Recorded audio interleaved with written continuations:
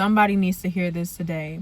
And I want to encourage you in this moment that if you feel like God is stripping you away and you feel like God is taking away a lot of different things in your life, whether it's a job, whether it's friends, whether it's relationships, whether it is just circumstances, whether it's habits, whether it's physical or spiritual, you literally feel like you're being stripped away to the bone. I'm talking about, you ever ate a chicken wing and the chicken wing is boned and there's no more meat on there and it's just the bone? Like, if you've ever felt like you are being stripped to the bone, I can relate to this personally, where I feel like God has taken so much away from me, and I'm looking at God as, why are you taking all this away? Why does it feel like the more that I walk towards you, the more that I'm eager to run after you, the more that it seems like there's a stripping and there's a taking away, and that there's more challenges and there's more strife and all of these different things are happening? But I want to encourage you today, if this resonates with you, if you feel like you're in that season, that you need to get excited. Get excited, because when God starts to take things away, it's because he's making room for the blessings that he's about to pour into your life. Because you have to understand that God cannot bless you if you don't have room to receive the blessing. God can't blow you up in your finances, your businesses, whatever the case may be, if you don't even have time to work on the business, if you don't even have time to sit with him, right? And think about it this way. Any of us who have a whole bunch of clothes in our closet, and let's say we have clothes in our closet that we haven't worn for years, clothes that no longer fit our style, clothes that we just don't wear, and we just keep it in our closet hoping that someday we're going to wear it or that it's going to fit our new style, and it never will.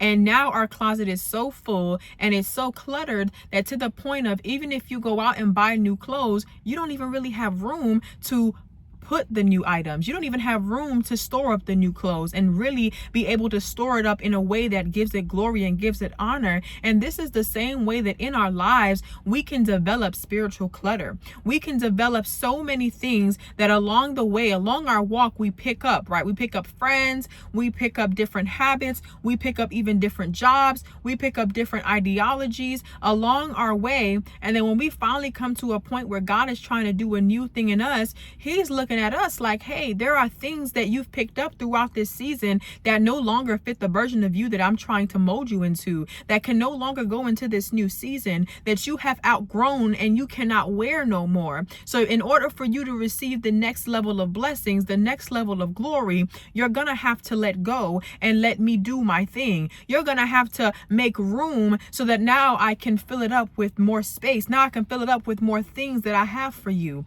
So I want to encourage you today that even in the middle of your stripping, to stay true and believe that God is going to show up, and he's going to show up in a mighty and miraculous way.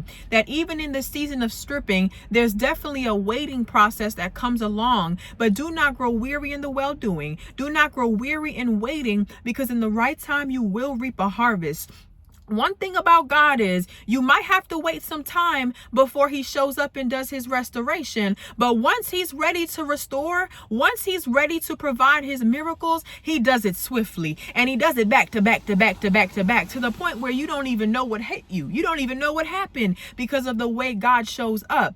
Amos 9 literally talks about God restoring, the restoration of God. And in Amos, towards the ending of Amos 9, it literally talks about how God restored swiftly. He did it suddenly, and he did it so quick that the blessings and the restoration was happening on a heel of another. What does that mean, to be on a heel of another? That literally means that it was happening back to back to back to back. And he literally says in the word that the blessings and the restoration was coming so quick that their heads were spinning.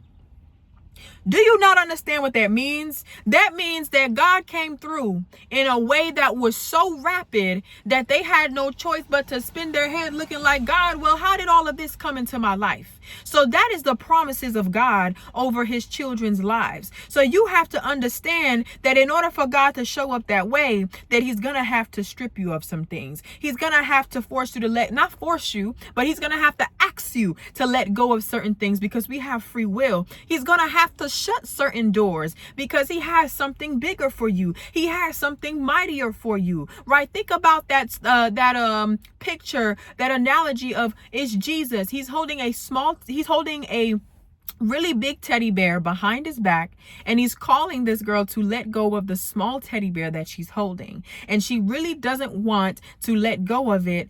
And whole time Jesus is telling her to let go of this teddy bear because he has something bigger and greater behind her back, behind his back. And if she would just let go, God would be able to now say, here's the bigger thing. Here's the greater thing. And this is what God is calling us to do in this season, to let go so that he can show the God-sized thing, the bigger thing that he has for you.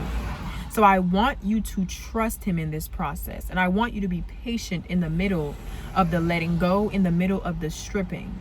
So if this word resonated with you today, I want you to comment down below and say, I will trust God in this season.